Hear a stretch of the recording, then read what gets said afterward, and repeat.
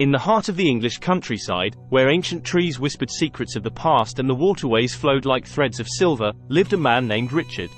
Known among the locals as the guardian of the canals, Richard spent his days wandering along the Serene Waterways, a place he considered his true home.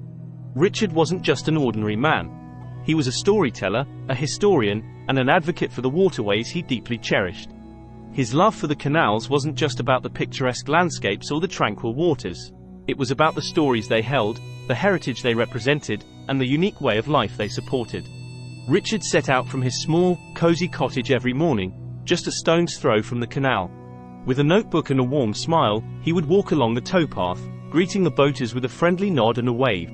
He knew most of them by name, the continuous cruisers, the weekend sailors, and even those who called the boats their permanent homes. Richard's passion for the waterways was infectious.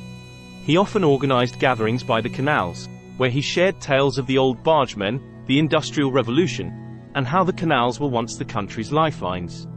He spoke of the wildlife that thrived in these watery havens, the kingfishers, the otters, and the swans that gracefully glided on the surface. But life on the waterways wasn't without its challenges. Increasing fees, stringent regulations, and threats of commercialization loomed over the peaceful existence of the canal community. Richard saw these challenges as battles to be fought, not with anger, but with persistence and a deep love for the waterways. One crisp autumn evening, as the sun dipped below the horizon, casting a golden glow over the water, Richard gathered the boating community for an important meeting. Under the canopy of a grand old willow tree, they discussed the future of the beloved waterways. Richard's voice was calm yet firm as he spoke about the need for unity and action. "We must protect these waterways," he said, "not just for ourselves, but for future generations. These canals are more than just water. They are our history, culture, and sanctuary. We must work together to ensure they remain unspoiled and free for all to enjoy."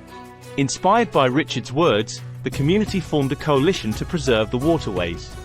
They organized cleanup drives, petitioned against unfair policies, and worked tirelessly to raise awareness about the importance of the canals.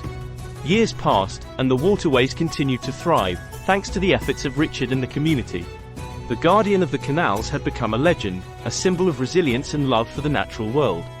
Richard's legacy lived on, not just in the clear waters of the canals or the lush greenery of the towpaths, but in the hearts of everyone who had the pleasure of knowing him.